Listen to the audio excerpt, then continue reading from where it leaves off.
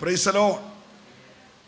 ദേഷ്യപ്പെട്ടിരിക്കുന്ന, കിറിയിച്ചിരിക്കുന്ന, വാടിയിരിക്കുന്ന, ദുഃഖിച്ചിരിക്കുന്ന, പ്രതികാര ചിന്തയോടെ ഇരിക്കുന്ന ഏതെങ്കിലും മുഖങ്ങൾ കാണാനല്ല ദൈവസന്നിധി ഓടി വരുന്നത്, ദൈവത്തിൻ്റെ മുഖം കാണാനാണ്.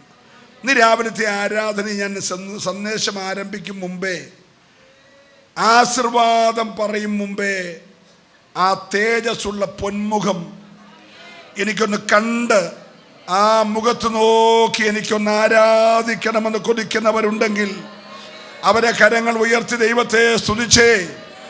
ഹല്ലേലൂയ. എബ്രായ ലേഖനം 12-ാം അധ്യായത്തിൻ്റെ 1 മുതൽ 3 വരെ വായിക്കുമ്പോൾ മതി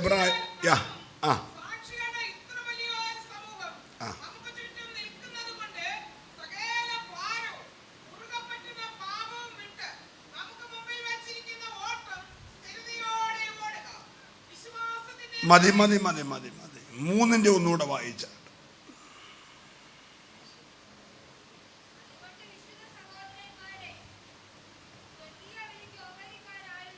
നമ്മുടെ 2 പദവികളാണ്.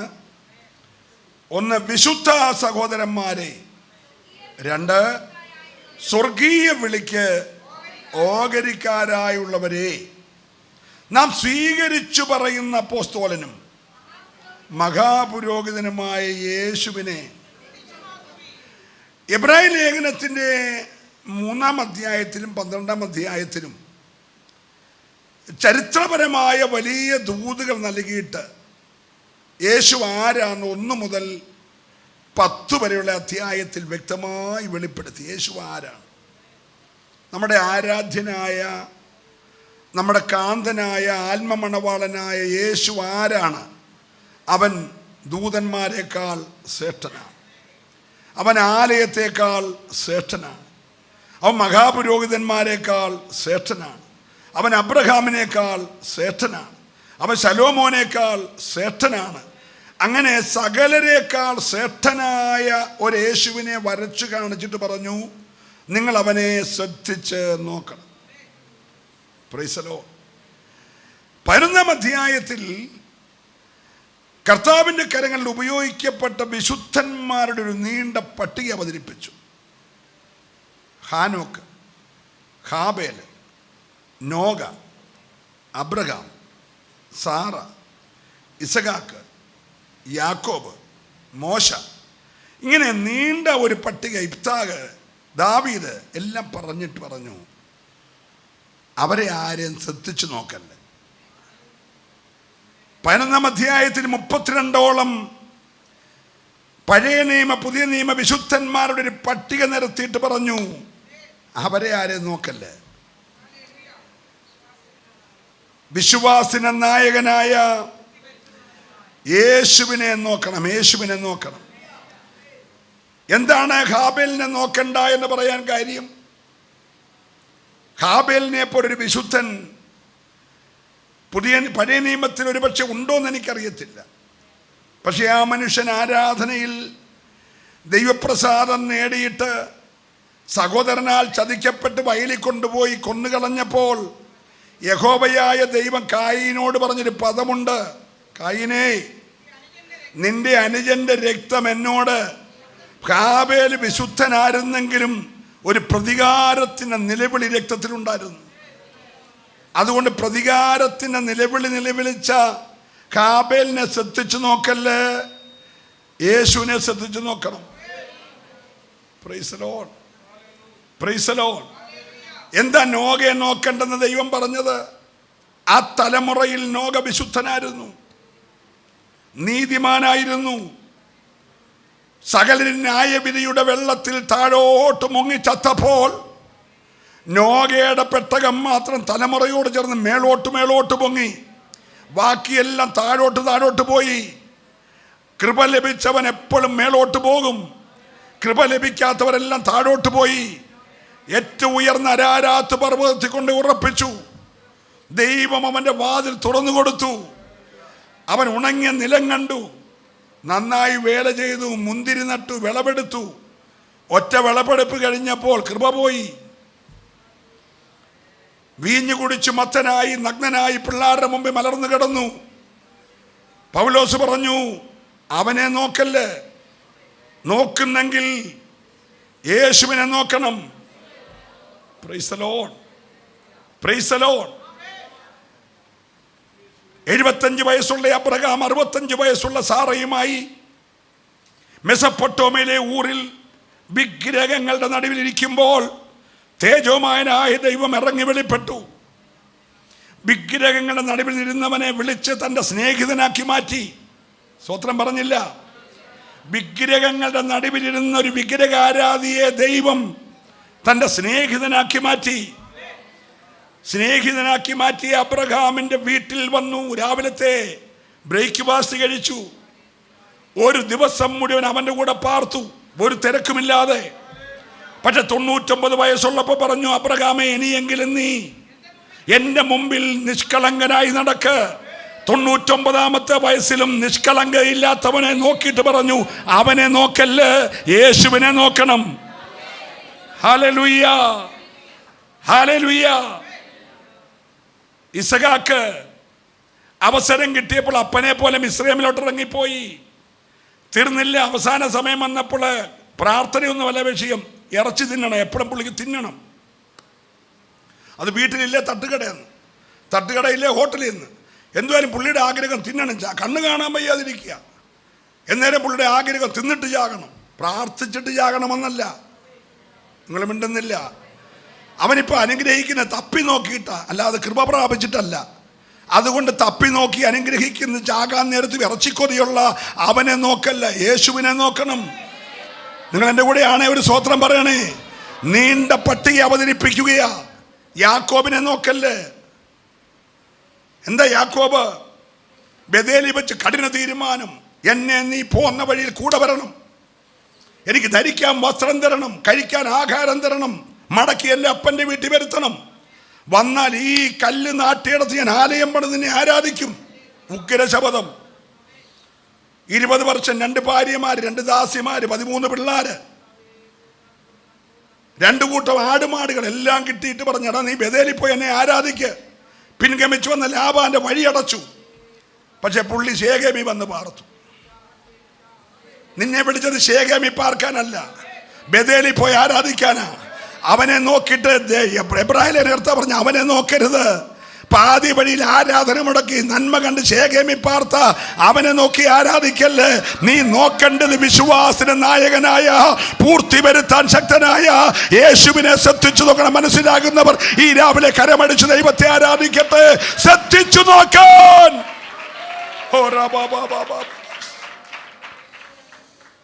ഒരു നല്ല അല്ലലിയെ പറഞ്ഞേ. മോശ മുൾപ്പടർപ്പി കത്തുന്ന തേജസ്സി ദൈവം വെളിപ്പെട്ട് ഉലകത്തിൽ ഒരു മനുഷ്യന് കൊടുക്കാത്ത കൃപ കൊടുത്ത് ഫറവോന്റെ മുമ്പിൽ ദൈവമാക്കി, ഇസ്രായേലിന്റെ മുമ്പിൽ ദൈവമാക്കി മാനിക്കപ്പെട്ട ഈ ഭക്തൻ കോപം വന്നപ്പോൾ പ്രമാണം എറിഞ്ഞുടച്ചു. കോപം വന്നപ്പോൾ ക്രിസ്തുവാകുന്ന പാറമേൽ അടിച്ച്. Price the Lord. എബ്രായർ അങ്ങനെ കർത്താവ് പറഞ്ഞു, ജനനത്തിങ്കൽ ദിവ്യ സുന്ദരനായിരുന്നെങ്കിലും അവനെ നോക്കല്ല്. നിങ്ങൾ സ്വത്രം പറഞ്ഞില്ല. അവൻ ജനനത്തിങ്കൽ ദിവ്യ സുന്ദരനായിരുന്നു, ഡിവൈൻ ബ്യൂട്ടി ഉണ്ടായിരുന്നു. പക്ഷെ അവൻ പാറയെ അടിച്ചു.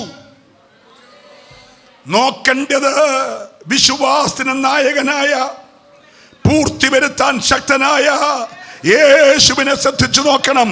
അവനാരാണ്? അവനാരാണ്? അല്ലെ, യെശയ്യാ പ്രവചനം 9-ാം അധ്യായത്തിന്റെ 6 മുതൽ വേഗം ഒന്ന് വായിച്ച്. യെശയ്യാ 9:6. ആ, തുടങ്ങുന്ന എങ്ങനെയാണോ കുഞ്ഞെ?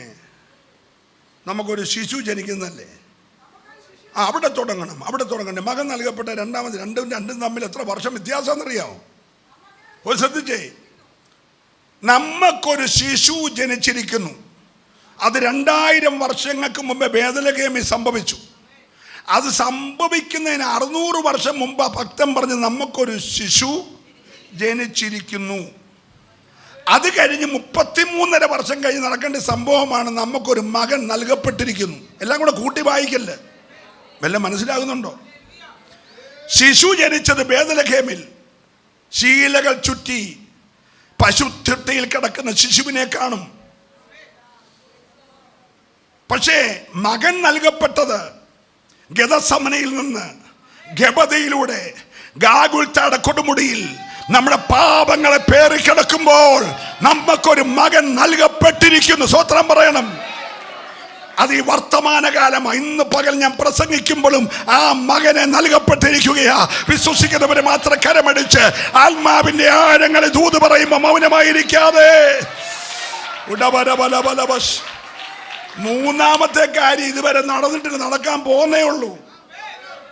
ശിശു ജനിച്ചു, മകൻ നൽകപ്പെട്ടു, അത് രണ്ടും കഴിഞ്ഞ് അടുത്തതിന് സംഭവിക്കണം. ആധിപത്യം അവന്റെ തോളിലിരിക്കും. അത് ഇന്ന് പകൽ വരെ സംഭവിച്ചില്ല. ഈ ദിവസങ്ങളിലൊന്ന് സംഭവിക്കും. മുൾക്കിരീടം അടിഞ്ഞവന്റെ തലയിൽ പൊൻകിരീടം വെക്കും. ആണി അടിച്ചവന്റെ കയ്യിൽ ചെങ്കോല് പിടിക്കും. ഓ, ഇന്ന് പകൽ ആൾ എത്ര പേര് വിശ്വസിക്കുന്നുണ്ട്? നിന്റെ യേശു രാജാതി രാജാവായി വെളിപ്പെടുന്ന ഒരു ദിവസമുണ്ട്. ദൂതേറ്റെടുക്കുന്ന നീ ഇന്ന് മൗനമായിരിക്കാതെ ആ കരമൊന്ന് ചേർത്തടിച്ച് ആധിപത്യം അവന്റെ തോളിലിരിക്കും.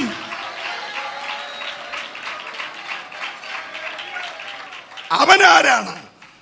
അടുത്ത വാക്യം നീ ശ്രദ്ധിച്ചു നോക്കണം.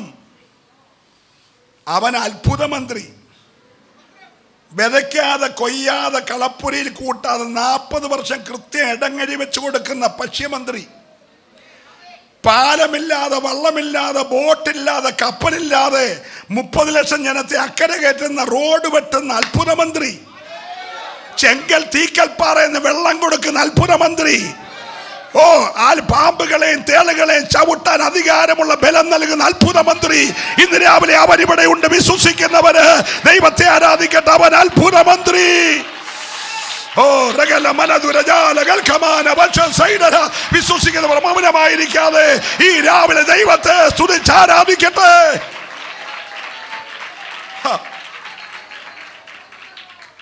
ഞാൻ ഇന്നലെ മാസയോഗത്തിൽ 1-2 കാര്യം ഓർപ്പിച്ചു. അതിൽ ഒരു കാര്യം യോഹന്നാൻ 16:8 ഒന്ന് വായിക്കണം. 18:6 സോറി, യോഹന്നാൻ 18:6.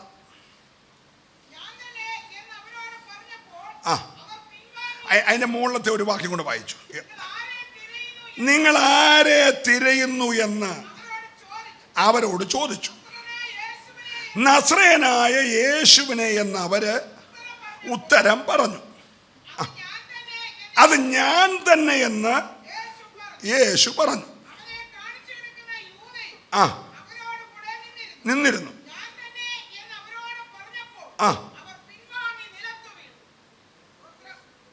ശ്രദ്ധിച്ചു നോക്കാൻ പറഞ്ഞ യേശു ആരാന്ന് നീ അറിയണം.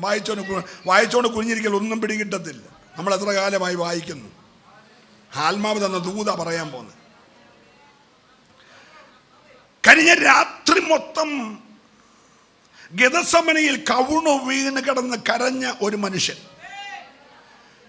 രക്തം മുഴുവൻ രോമകൂപങ്ങളിൽ കൂടെ വാർന്നു പോയിട്ട്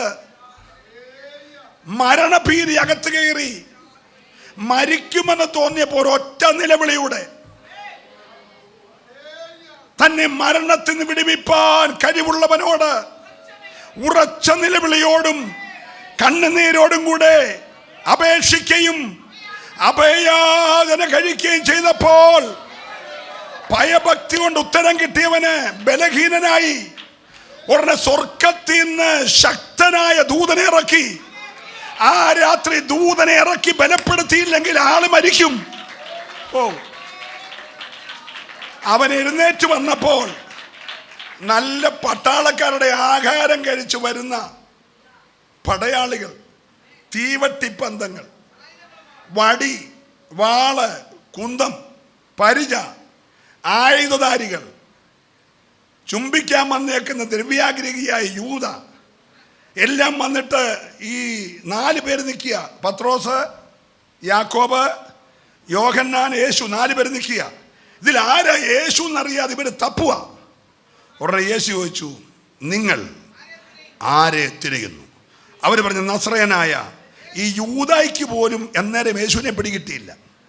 കവിണ് പ്രാർത്ഥിച്ചെഴുന്നേറ്റാൽ നിനക്ക് പിന്നെ ഒന്നും പിടികിട്ടത്തില്ല. അതുകൊണ്ട് ആ മോശ ആ മർമ്മം എടുത്ത്, മോശയ്ക്ക് വിഷയങ്ങൾ വരുമ്പോഴെല്ലാം പുള്ളി കവിണ് വീഴും. ഇന്ന് പകൽ വിഷയങ്ങൾ വരുമ്പോൾ നീ കവിണ് വീണോണം. കവിണ് വീണാൽ ഹല്ലേലൂയ, ഇന്ന് പകൽക്കാലം നിന്നെ മാനിച്ചുയർത്തുന്ന ഒരു ദൈവമുണ്ട്. ദൂതേറ്റെടുക്കുന്നവരെ ദൈവത്തെ ആരാധിക്കാവുള്ളൂ. ഇന്ന് പകൽ ആര് ദൈവസന്നിധി കവിണ് വീഴുമോ അവനെ ഉയർത്തുന്ന ഒരു ദൈവമുണ്ട്.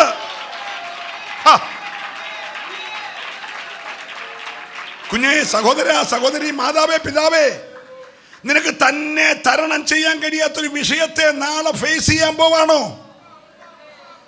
നിനക്കൊരു ഹെൽപ്പിന് ആരുമില്ലേ? നിനക്ക് വേണ്ടി ഒരു മധ്യസ്ഥ പറയാൻ ആരുമില്ലേ? വിഷമിക്കണ്ട. ഒന്ന് കവിണ് വീണോ, ഒന്ന് കവിണ് വീണാൽ ഓ ഹല്ലേലൂയ. അടുത്ത ദൂത് പറയാൻ പോകുകയാ.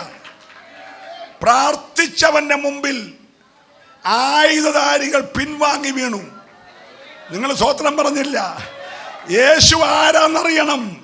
പ്രാർത്ഥിച്ചു ജയമെടുത്തവന്റെ മുമ്പിൽ ഒരു ശത്രു നെവരെ നിന്നില്ല.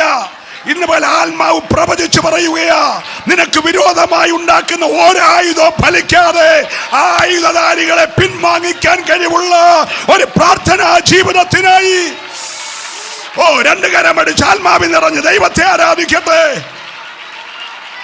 രമന രഗത രൗഷ സന്ദരേ റിബാല ബാബാ ബാബാ.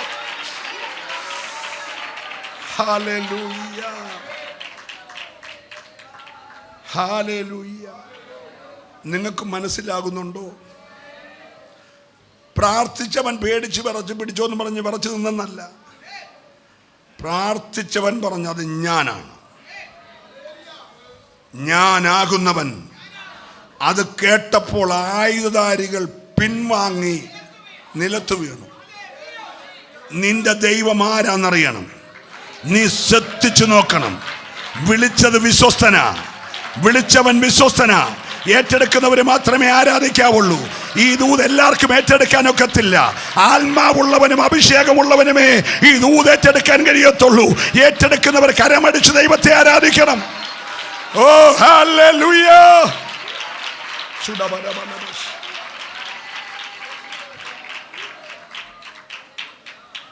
ഗെദസമനയിൽ പിടിക്കപ്പെട്ടവൻ, ഗബതയിൽ തകർക്കപ്പെട്ടവൻ, ഗാഗുൽത്തായിൽ തറയ്ക്കപ്പെട്ടവൻ. ഒന്നുകൂടെ പറയുന്നു, ഗെത്സമനയിൽ പിടിക്കപ്പെട്ടവൻ, പീലാത്തോസിന്റെ അകത്തെ കൽത്തളമായ ഗബതയിൽ തകർക്കപ്പെട്ടവൻ, ഗാഗുൽത്തായിൽ തറയ്ക്കപ്പെട്ടവൻ. ഉയർത്തെഴുന്നേക്കുന്ന സമയത്ത് ദൂതം വന്ന് കല്ലറ തുറന്നു. ആയുധധാരികളായ റോമൻ പട്ടാളക്കാർ മറിഞ്ഞു വീണു. ഹലോ, നിങ്ങൾക്ക് മനസ്സിലാകുന്നുണ്ടോ? നീ ശ്രദ്ധിച്ചു നോക്കണം. രാവിലെ നിന്റെ അടുക്കൽ അവനുണ്ട്, നിന്റെ അടുക്കൽ അവനുണ്ട്. നീ ഇന്ന് രാവിലെ ശ്രദ്ധിച്ചു നോക്കണം. ഹല്ലേലൂയ. മൊബൈലിൽ തപ്പിയാൽ അവനെ കാണത്തില്ല, അല്ലെങ്കിൽ നോട്ട് ബുക്കിൽ നോക്കിയാൽ അവനെ കാണത്തില്ല. പക്ഷെ നിന്റെ ആത്മക്കണ്ണ് തുറന്നാൽ ഇന്ന് രാവിലെ അവൻ നിന്റെ ചാരത്തുണ്ട്. അവൻ ഇറങ്ങിയാൽ, അവൻ എഴുന്നേറ്റാൽ ശത്രുക്കൾ ഇന്ന് രാവിലെ ചിതറുകയോ.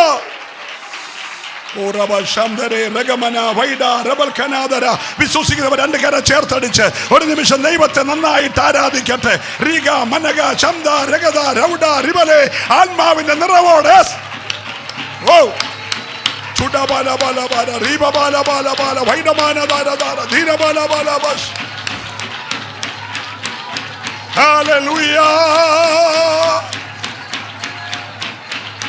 Hallelujah. Oh, Shibara Baba Baba. Jugarada Jala Gabedi Garamda Dibada Barusha Saida Manada Vaida Ribaba. Hallelujah.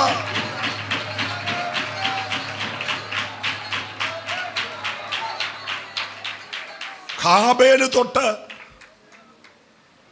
ഭക്തന്മാരുടെ നീണ്ട പട്ടിക അവതരിച്ചിട്ട് പറഞ്ഞു, അവരെ ആരെയും നോക്കരുത്. ആരെ നോക്കണം? വിശ്വാസത്തിന്റെ നായകനും.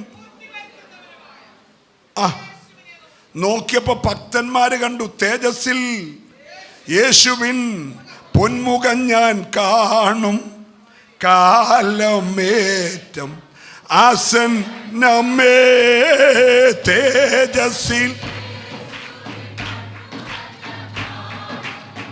കാലമേറ്റം ആസന്നമേ. അതെന്നാശയേ, അതെന്നാനന്ദമേ, അതൻ പ്രത്യാശയിൻ പ്രഭാതമേ. അതെന്നാശയേ, അതൻ പ്രത്യാശയിൻ പ്രഭാതമേ. തേജസ്സിൽ കാലമേറ്റം ആസന്നമേ. ഈ മണ്ണിലെന്റെ ക്ലേശം അല്പകാലം മാത്രം മാഞ്ഞു പോ, അതു കിനാവു പോലീ മണ്ണിൽ. ഗ്ലോറി തുടബലബലവശ് ഓ ദിഗരാദലവാരഗരംദര ദിബലവരൗഷ സൈന ഉഡഗ രമനെ രഗദ രൗഷ ദിബല റിഗ ബാബ.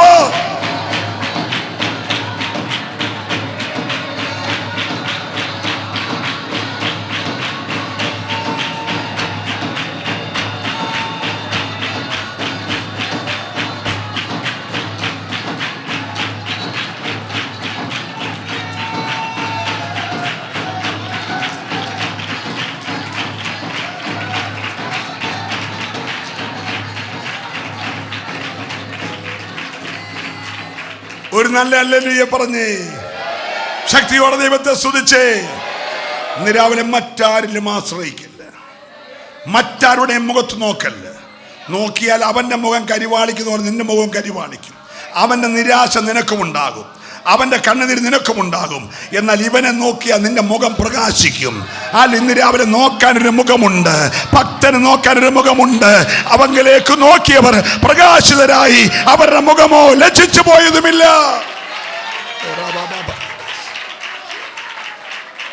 ഓരോരുത്തരും ഓരോ നിലയിലാ യേശുവിനെ കണ്ട്.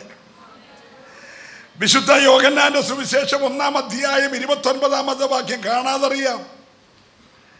യോഹന്നാൻ സ്നാപകൻ യേശുവിനെ കണ്ടു. എങ്ങനെ കണ്ടേ? കണ്ടിട്ട്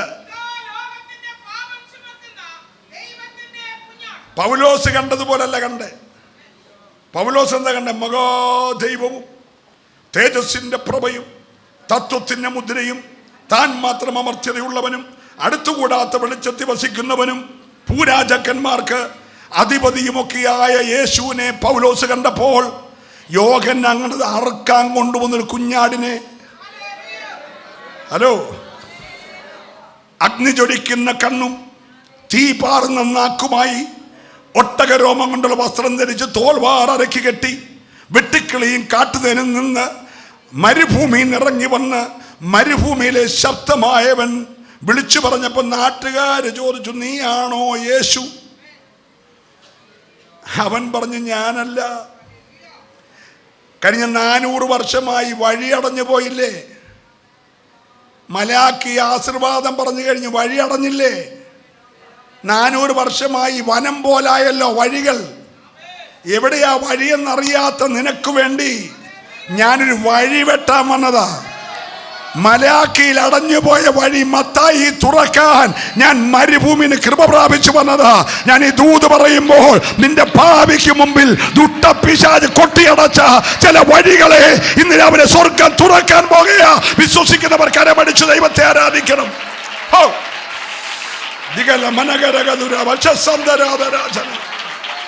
ഹല്ലേലൂയ. 400 വർഷമായി ദൈവത്തിൻ്റെ ഒരു ഇടപെടലുമില്ല. പ്രവചനത്തിൽ കൂടോ വെളിപ്പാടിൽ കൂടോ സ്വപ്നത്തിൽ കൂടോ ഒന്നുമില്ലാതെ വഴിയെല്ലാം വനമായി. ഇപ്പം നേരം വെളുത്ത ഉടനെ കാട്ടാന ഇറങ്ങുന്നു, ചവിട്ടിക്കൊല്ലുന്നു, കുത്തിക്കൊല്ലുന്നു, വെട്ടിക്കൊല്ലുന്നു. ഹലോ, പുലി ഇറങ്ങുന്നു, കടുവ ഇറങ്ങുന്നു. മൊത്തം എന്തായി? വനമായി. യേശു പറഞ്ഞു, ഞാൻ വരാൻ പോവാ, അതിനുമുമ്പ് നീ പോയി വഴി വെട്ടാൻ പറ. അങ്ങനെ യോഹന്നാൻ പറഞ്ഞു, ഞാൻ വന്നത് യേശു ആകാനല്ല, ഞാൻ വന്നത് വഴിവെട്ടാൻ വന്നതാ. എൻ്റെ പുറകെ അവൻ വരുന്നുണ്ട്, എൻ്റെ പുറകെ അവൻ വരുന്നുണ്ട്. ഇന്ന് പകൽക്കാലം നിന്റെ കൂടാരത്തിലേക്ക് യേശുവിന് പ്രവേശിപ്പാൻ തടസ്സമായി ദുഷ്ടപ്പിശാച് ഉയർത്തി നിൽക്കുന്ന സകല ഇരുട്ടിന്റെ മേഖലകളെ പൊളിച്ചിട്ട് ഒരു വഴി ആത്മാവിൽ വെട്ടാൻ വിശ്വസിക്കുന്നവർ ദൈവത്തെ ആരാധിക്കട്ടെ.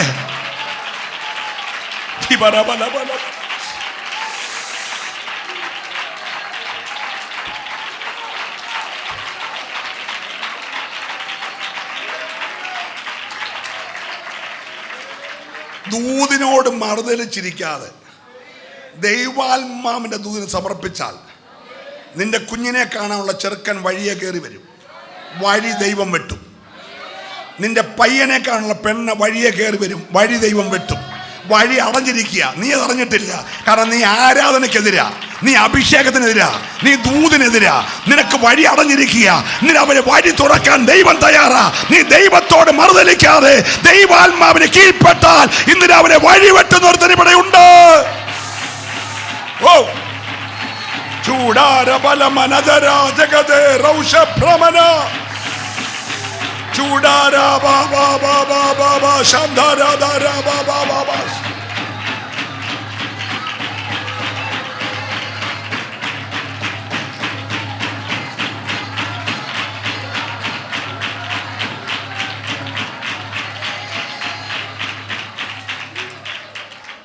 നിന്റെ ബിസിനസ് പാതി വഴി പൊളിഞ്ഞോ? നിന്റെ വീട് വഴി പാതി വഴി പൊളിഞ്ഞോ? നിന്റെ കുഞ്ഞിൻ്റെ കല്യാണം ഡൈവേഴ്സിലായോ? നിന്റെ നന്മ എവിടോ ബ്രേക്കായോ? വഴി അടഞ്ഞതാ. വഴി അടഞ്ഞത് ആഭിചാരം മാത്രമല്ല, നിന്റെ ഉള്ളിലെ മത്സരം ആഭിചാരം പോലെ നിനക്കെതിരെ ദോഷമായി വന്നുകൊണ്ടിരിക്കുക. ഇന്ന് രാവിലെ മത്സരങ്ങളെ മാറ്റാൻ ദൈവാത്മാവ് ദൂത് പറയുക. ദൈവത്തോട് മത്സരിക്കല്ല്, ദൈവവചനത്തോട് മത്സരിക്കല്ല്, ദൈവദൂതിനോട് മത്സരിക്കല്ല്. നീ ദൈവത്തെ നോക്ക്.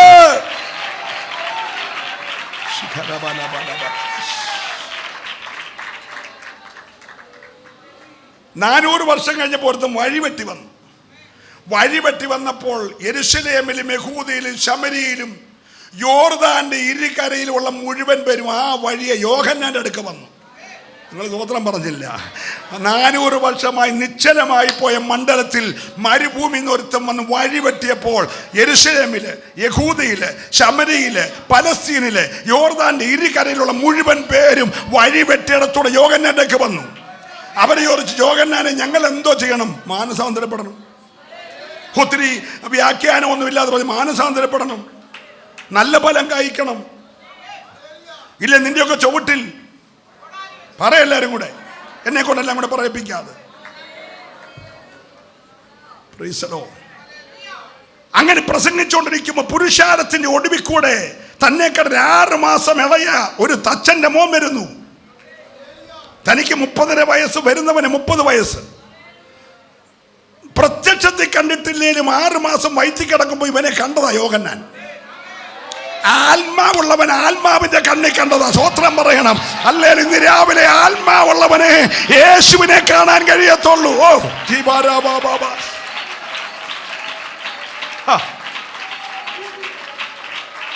യോഹന്നാൻ പറഞ്ഞു, ഞാൻ ഈ കുറെ ദിവസമായിട്ട് പ്രസംഗിക്കുന്നില്ലേ, എൻ്റെ പിന്നാലെ ഒരുത്തൻ വരുന്നുണ്ട്. അവന്റെ ചെരുപ്പിന്റെ വാറ് ചുമക്കാൻ ഞാൻ യോഗ്യനല്ല. അവൻ വളരണം, ഞാൻ കുറയണം. ഞാൻ വെള്ളത്തിൽ സ്നാനം കഴിപ്പിക്കുന്നതേ ഉള്ളൂ, അവൻ തീയിലും ആത്മാവിലും സ്നാനം കഴിപ്പിക്കും. അവൻ വരുന്നുണ്ട്. അപ്പൊ എല്ലാ ദിവസവും ജനം വരുന്നുണ്ട് പറഞ്ഞ് കാണാതിരിക്കുമ്പോ പറഞ്ഞു, ദേ വന്നു. അവൻ ആരാന്നറിയാമോ? ലോകത്തിന്റെ പാപം ചുമക്കുന്ന ദൈവത്തിന്റെ കുഞ്ഞാട്. ഒരു സ്വത്രം നല്ലതുപോലെ പറയുന്നു. 40 ദിവസം ഉള്ളപ്പോൾ ശീമോൻ അവനെ കണ്ടു. ശിവൻ പറഞ്ഞു, ഇസ്രായേലിന്റെ മഹത്വവും സർവജനത്തിന്റെയും രക്ഷയും. ഓ ഹല്ലേലൂയ. നിങ്ങൾക്ക് വല്ലതും മനസ്സിലാകുന്നുണ്ടോ? ഓരോരുത്തര് കണ്ടത് ഓരോ രീതിയിലാ. അല്ലയ ഫിലിപ്പിന്റെ കൈസരിയിൽ പത്രോസ് കണ്ടു. പത്രോസ് പറഞ്ഞു, നീ ജീവനുള്ള ദൈവത്തിന്റെ പുത്രനായ ക്രിസ്തുവാ. അവിശ്വാസിയായ തോമസ്, ശിഷ്യന്മാരുടെ നടുവിൽ യേശു വെളിപ്പെട്ടപ്പോൾ തോമസേ എന്നൊരു വിളി വിളിച്ചു. തോമസ് വിളി കേട്ടു, നീ എഴുന്നേറ്റ് വന്ന് എൻ്റെ ഈ കൈയുടെ മുറിവിനകത്തും എൻ്റെ വിലാപ്പുറത്തൊന്നും വിരലിടാൻ പറഞ്ഞു. ഉടനെ അവൻ കണ്ടത് എൻ്റെ കർത്താവും എൻ്റെ ദൈവവുമായുള്ളവേ. നല്ല സ്തോത്രം പറഞ്ഞില്ല. നോക്കിക്കേ, കാഴ്ചപ്പാട് മാറുകയാ. അല്ലെ, മുറിവിൽ കൈയിടുമ്പോൾ തോമസ് പറയാണ്, ഇതെന്റെ കർത്താവാണ്, ഇതെന്റെ ദൈവമാണ്. ഇന്ന് രാവിലെ അവങ്കലേക്ക് നോക്കിയവർ പ്രകാശിതരായി.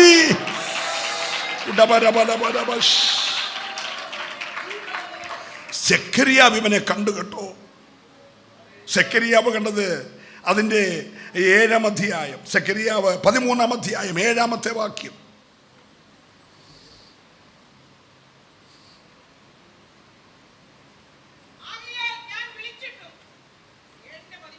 ആ 13:7.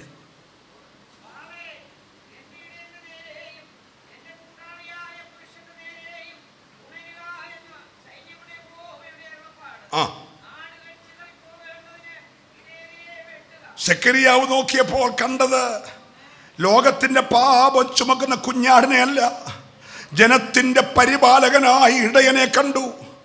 ഇടയനെ കണ്ടപ്പോൾ തീറ്റി കിടക്കുന്ന പറുദീസയ്ക്കകത്താ. പക്ഷെ പറുദീസയുടെ വാതിൽ അടച്ചേക്കുക, ചുറ്റിക്കറങ്ങുന്ന മിന്നുന്ന വാളുമായി കെരൂബിനെയാക്കിയേക്കുക. ഇടയൻ വന്ന് കൂടെ ആട് നിൽക്കുന്ന അകത്ത് കയറാനൊക്കത്തില്ല. കേറുന്നവനെ ഇടയനെ വെട്ടും. ഇടയൻ കേറി കേട്ടോ, ഇടയൻ കേറി. ആ കേറിയപ്പോൾ വെട്ടി അവന്റെ ദേഹം എന്ന തിരശ്ശീല 2ആയി കീറി. നമുക്ക് പറുദീസയിൽ കയറാൻ ഒരു പുതിയ വഴി തുറന്നു. ഇന്ന് രാവിലെ അടയപ്പെട്ട പറുദീസയുടെ വഴി നിനക്ക് വേണ്ടി തുറന്നു തന്ന യേശുവിനെ നോക്കുക.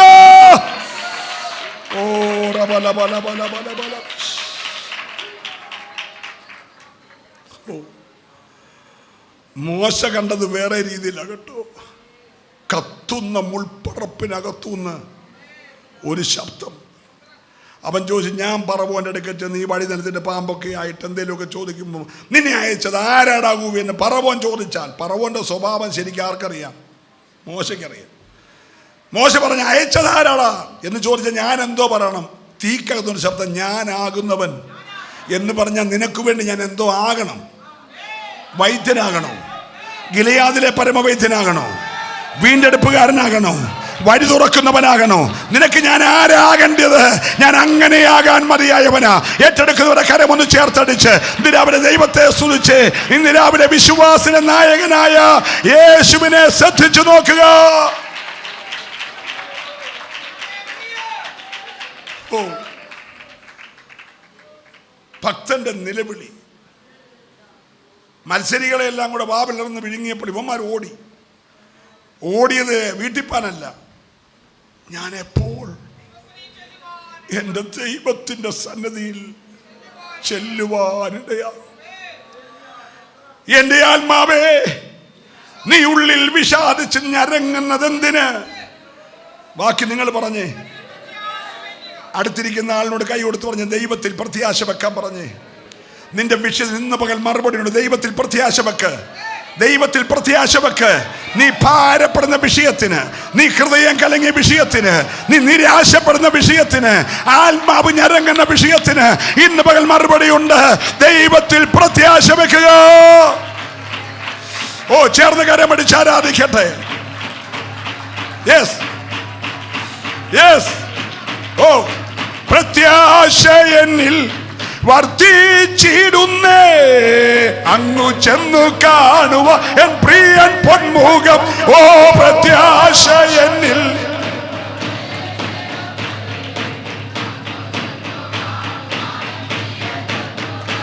ഓ, കേൾക്കാറായി തൻ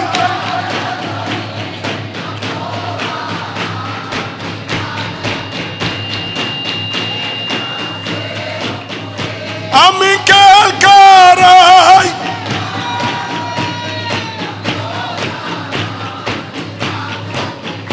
ഓ, തേജ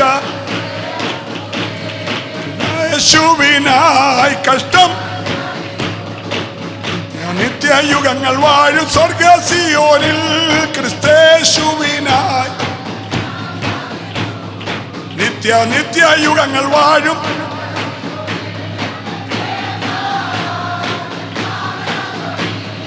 പോകാറായി.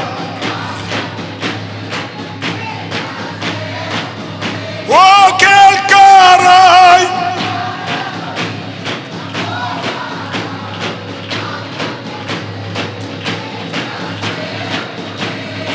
ആനന്ദമേ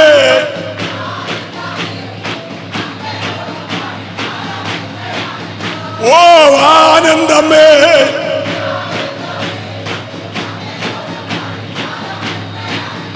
ഓ കേൾക്കാറായി.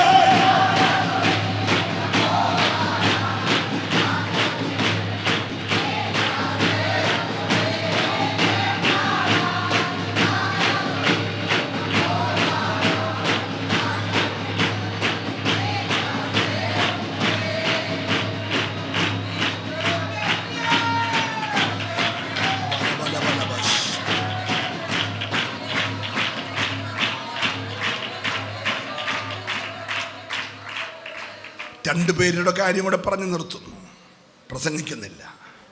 ക്രൂശിൽ കിടന്ന കള്ളൻ യേശുവിനെ കണ്ടു.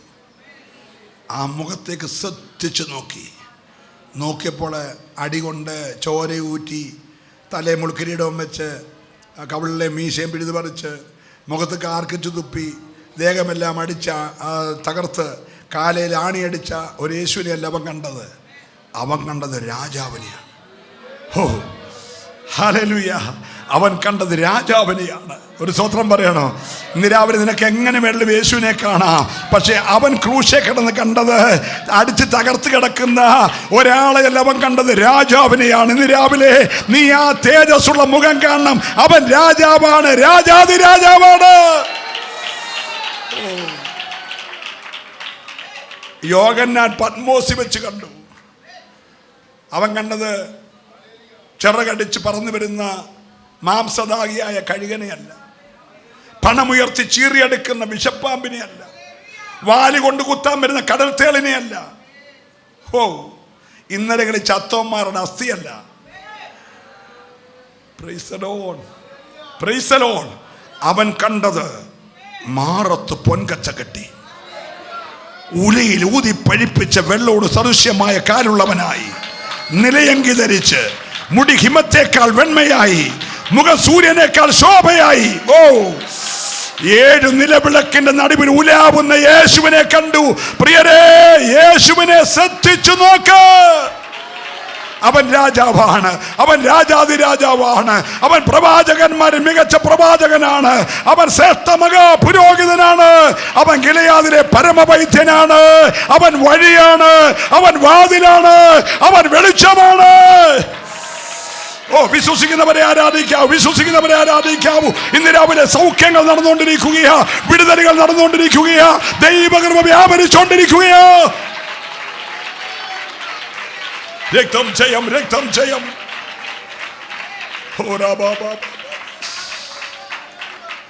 യെശയ്യാവേ, നീ എങ്ങനെയാ കണ്ടത്?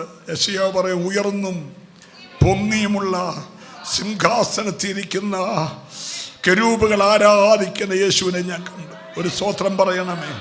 ഞാൻ ഇന്നലെ മാസ്യോത്തി പറഞ്ഞായിരുന്നു, യേശുവിൻ്റെ പാപം. ഉയർന്നും പൊങ്ങിയുമുള്ള സിംഹാസനത്തിരുന്നവൻ ഉടുപ്പൂരി വെച്ചിട്ട് തോർത്ത് ചുറ്റി മുക്കുവന്റെ കാല് കഴിയതാ യേശുവിൻ്റെ പാപം.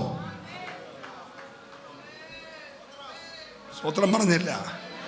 ഉയർന്നും പൊങ്ങിയുമുള്ള സിംഹാസനത്തിൽ കെരൂബുകളുടെ ആരാധന ഏറ്റുവാങ്ങിയവൻ വസ്ത്രമഴിച്ചു വെച്ച് തോർത്തറയിൽ ചുറ്റി മുക്കുവന്റെ കാല് കഴുകി. അതാ യേശുവിൻ്റെ പാപം. ആ മുഖത്തേക്കൊന്ന് നോക്കിക്കേ, എല്ലാ കണ്ണും അടച്ചേ, ആ മുഖത്തേക്കൊന്ന് നോക്കിക്കേ.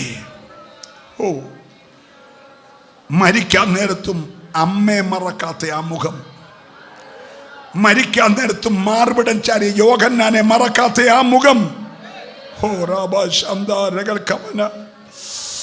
ക്രൂശും കൊണ്ട് പോകുമ്പോഴും അനുഗമിച്ച പത്രോസിനെ തിരിഞ്ഞു നോക്കിയ ആ മുഖം, അകലം വിട്ട് അനുഗമിക്കുന്നവനെ കണ്ട് കരഞ്ഞ ആ മുഖം. കരയുന്ന അമ്മയുടെ മകൻ മഞ്ചത്തി കിടക്കുന്ന കണ്ട് മനസ്സലിഞ്ഞ ആ മുഖം, ലാസറിന്റെ കല്ലറയ്ക്കൽ കരഞ്ഞ ആ മുഖം. ഇന്ന് രാവിലെ അവനിവിടെയുണ്ട്, അവനിവിടെയുണ്ട്, അവൻ എഴുന്നള്ളി ആത്മാവ് പ്രവചിച്ചു പറയുന്നു, അവൻ നിന്റെ ചാരത്തുണ്ട്. ഇന്ന് പകൽ ഒരു വിടുതൽ നടക്കുകയാ. ഏറ്റെടുക്കുന്നവരെല്ലാം പ്രാർത്ഥിച്ച് ഒരു വിടുതൽ. ഹല്ലേലൂയ. ശൂന്യതകൾ മാറുന്നത് ഞാൻ കാണുന്നു. ഹല്ലേലൂയ. പിശാച് കെട്ടിയടച്ച മതിലുകൾ യെരിഹോവിന്റെ കോട്ട ഇടിയുന്നത് പോലെ ഇടിയുന്നത് ഞാൻ ദൈവാത്മാവി ദർശിക്കുകയാ. ഹല്ലേലൂയ. കൃപ. നല്ല കർത്താവേ, അനവധി വിശുദ്ധന്മാരുടെ പേരുകൾ സാക്ഷികളുടെ വലിയ സമൂഹമായി ഞങ്ങളുടെ ചുറ്റിലും നിൽക്കുന്നെങ്കിലും നോക്കാൻ ഒരു മുഖം, കാണാൻ ഒരു മുഖം, ആശ്രയിപ്പാൻ ഒരു മുഖം ഞങ്ങൾക്കുള്ളത് യേശുവിൻ്റെ പൊന്മുഖമാണല്ലോ. നിരാവരെ ഞങ്ങൾ ഒന്നിച്ച് സഭ മുഴുവൻ, ചെറിയവരെന്നോ വലിയവരെന്നോ വ്യത്യാസമില്ലാതെ ഞങ്ങൾ ഒരുമിച്ച് ആ മുഖത്തേക്ക് നോക്കുകയാണ്. ഞങ്ങളുടെ മുഖം പ്രകാശിക്കട്ടെ, ഞങ്ങളുടെ വഴികൾ ഓപ്പണാകട്ടെ, ഞങ്ങളുടെ ശൂന്യതകൾ മാറട്ടെ, തലമുറകളുടെ പാപിക്കെതിരെ പിശാച് കെട്ടിയ കെട്ടുകൾ അഴിയട്ടെ, കുടുംബങ്ങളുടെ നന്മയ്ക്ക് വിരോധമായി ദൂട്ടനിട്ട എല്ലാ പോരുകളും അഴിയട്ടെ. ഇന്ന് പകൽ ജനത്തിന്റെ മേൽ ഒരു അധികാരത്തിന്റെ അനുഗ്രഹം വെളിപ്പെടട്ടെ. ഞാൻ ഈ ജനത്തെ അനുഗ്രഹിക്കുകയാണ്. ഞങ്ങൾ അനുഗ്രഹം അനുഭവിക്കാൻ വിളിക്കപ്പെട്ടവരാകയാൽ അന്യോന്യം അനുഗ്രഹിപ്പിക്കുന്ന വചനപ്രകാരം അങ്ങയുടെ ഈ ജനത്തെ, ഈ സഭയെ ലൈവിൽ കാണുന്നവരെ പിതാവിൻ്റെ, പുത്രൻ്റെ, പരിശുദ്ധാത്മാവിന്റെ നാമത്തിൽ ഞാൻ അനുഗ്രഹിച്ച് പ്രാർത്ഥിക്കുന്നു. അനുഗ്രഹത്തിന്റെ ഒരു കവിഞ്ഞൊഴുക്ക് കൂടാരങ്ങളിലേക്ക് ഒഴുകി വരട്ടെ. സ്വർഗം അങ്ങനെ ചെയ്യുന്ന കൃപയ്ക്കായി സ്തോത്രം. യേശുവിൻ നാമത്തിൽ തന്നെ കരവും ശബ്ദവും ഉയർത്തി ദൈവത്തെ സ്തുതിക്കട്ടെ. ദൈവാത്മാവിന്റെ ഒരു ഇടപെടൽ എനിക്കുണ്ടായെന്ന് വിശ്വസിക്കുന്നവർ കരമുയർത്തി കർത്താവിനെ സ്തോത്രം ചെയ്യും.